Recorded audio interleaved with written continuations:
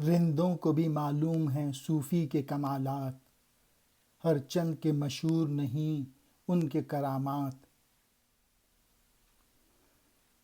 خودگیری و خودداری و گلبنگ اناالحق، آزاد ہو سالک تو ہیں یہ اس کے مقامات۔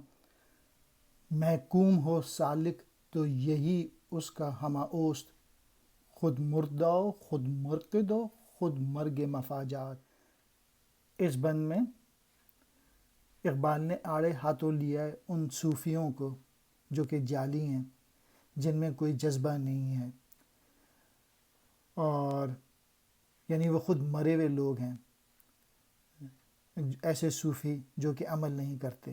اور رندوں کو بھی معلوم ہے، جو عیاش لوگ ہیں ان کو بھی معلوم ہے صوفی کے کمالات، کہ صوفی حضرات کیسے ہوتے ہیں۔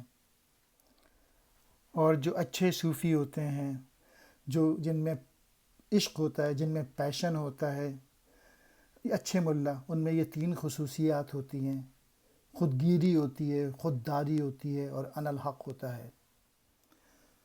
خودگیری سے مراد ہے وہ اپنے آپ پہ نظر رکھتے ہیں، ایسے مولانا، ایسے صوفی۔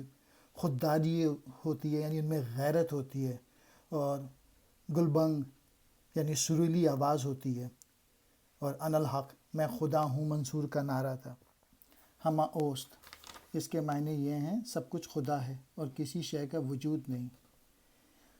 اور اس تصورات میں ڈوب کر جو ہے اپنی موت سے آپ مر جاتے ہیں، کیونکہ وہ بے عمل ہو جاتے ہیں۔ مین میسیج یہ ہے کہ غلامی میں زندگی نہیں گزارنی چاہیے، بہادری سے زندگی گزارنی چاہیے، کیونکہ جو لوگ غلام ہوتے ہیں وہ مردہ ہو جاتے ہیں، مرے ہوئے لاشوں کی طرح گھوم رہے ہوتے ہیں۔